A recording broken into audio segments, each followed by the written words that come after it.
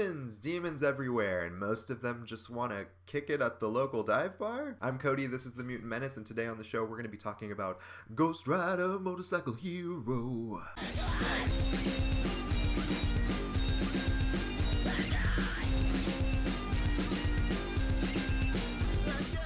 Ghost Rider issue number 1 was written by Ed Brisson with art by Aaron Kuder, it was colored by Jason Keith, and it was lettered by Virtual Calligraphy's Joe Caramagna. That's right, just in time for October, there's a new Ghost Rider title that has hit the stands, and this is pretty cool because we're dealing with two of the OG Ghost Riders here. This issue actually involves Danny Ketch as well as Johnny Blaze, who has become the King of Hell after usurping the throne from Mephisto. This happened like circa Marvel Damnation. So this book is pretty cool because we get to touch base with Johnny Blaze and see how he's kind of been ruling over Hell with his iron fist, but there's some little rebel factions that are worshippers of Mephisto, and they want out. The issue opens with such demons opening a portal after doing a blood ritual to get out of Hell, and we see Johnny like, well, I'm gonna wrangle these motherfuckers back in. So he jumps out of the portal, and the rest of the issue kind of follows him on the hunt for these escaped demons. Now, he'd run into Danny Ketch, who is very depressed at this moment. He's lost his mother. He works at this bar that he actually owns, and he's kind of just drinking his life away to just kind of like forget the past, forget the presence of Ghost Rider within him. But Ghost Rider always comes out, and that happens when he has to do battle with one of these demons that has escaped. Now, the real juice of this story here is that there's some inner workings within Hell that Johnny Blaze is either unaware of, or I think he's unaware of it, or just doesn't give a shit. Maybe a little bit of both. But Lilith has this badass girl gang, this girl biker gang in Hell, and she's trying to usurp the throne from Johnny.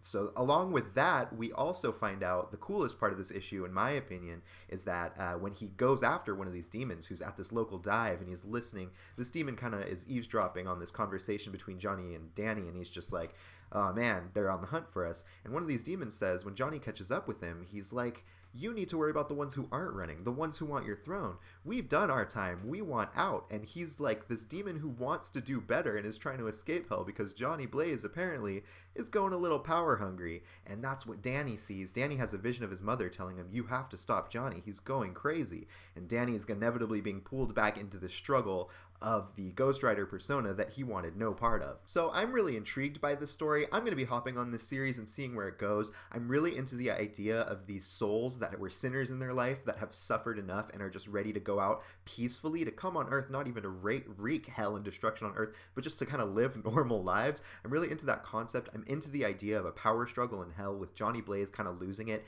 Danny Ketch having to reluctantly come back into the fray, these two Ghost Riders. I like the idea of elements within Hell with Lilith trying to ascend to the throne against Johnny's will. I wouldn't be surprised if we see Robbie Reyes pop into this, since it's looking more like kind of a, it looks less of a team up, but it looks like it's going to concern the mantle of Ghost Rider itself. There's a backstory at the end of this issue that hints at some pretty big retcons with Ghost Rider mythology, which should be really cool under Ed Brisson's helm. Ed Brisson's a great writer. I'm a huge fan, so I trust him to kind of take the mythology somewhere new, and I think the possibility of that is very, very enticing, so I want to see that play out as well. One thing I thought was really cool about this issue is at the very end in the back matter, there's this kind of breakdown of locales of the afterlife, like hellish places throughout the Marvel Universe, and it's so cool because the Brimstone dimension is in there as well as Limbo, and it talks a little bit about Magic and her place in Limbo and Belasco, and that's really cool too. I'm wondering if we're going to visit any of those places, or if Brisson's new mythology is going to kind of tie them into each other in a way we haven't seen before, so that's super awesome. The art in this book is great. It's by Aaron Kuder, and let me just tell you, Kuder's a great match for Ghost Rider in my eyes. There's been artists in the past, because you think Ghost Rider, you think it has to look dark and gritty all the time, but Kuder brings this kind of cartoony element. It's kind of in the realm of like Chris Burnham style, which is I'm also a huge fan of, and I think that's cooler than having the art kind of mirror the dark gritty vibe of Ghost Rider. I'm into more of that juxtaposition of having it be kind of a little bit cartoony, not super cartoony, but if you see the style, I think you'll kind of know what I mean. But that juxtaposition really lends a lot to the style, so I think Kuder's an excellent fit. Jason Keith's art is wonderful as well. He knows when to bring down his hues for those kind of down-to-earth moments, like when we're in Danny's bar, and he knows how to really spice it up when we see that wild, otherworldly action sequence stuff. It's just really, really nice to look at, so I'm really excited to see a whole lot more from this collaborative team come together and pull this off. So this is a really cool issue. I love this premise. I like where we're going. If you're a fan of paranormal comics, kind of that spooky shit, which I hope you are if you're watching my channel, pick this one up. And if you're not, it's October, jump in, the water's fine. Go get this. I'm going to have my eye on it for sure. This story does kind of spring off from the events of Damnation and the events that happened immediately after that, but I think you're still fine to jump in. I didn't even read all of that material, and I wasn't lost. It's easy to know that Mephisto's been usurped by Johnny Blaze, who is now the King of Hell. That's pretty much all you need to know going into this.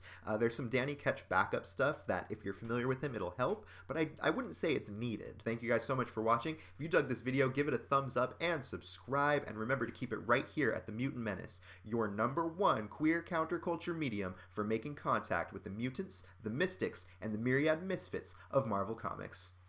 Stay fiery. Hey, hey, hey.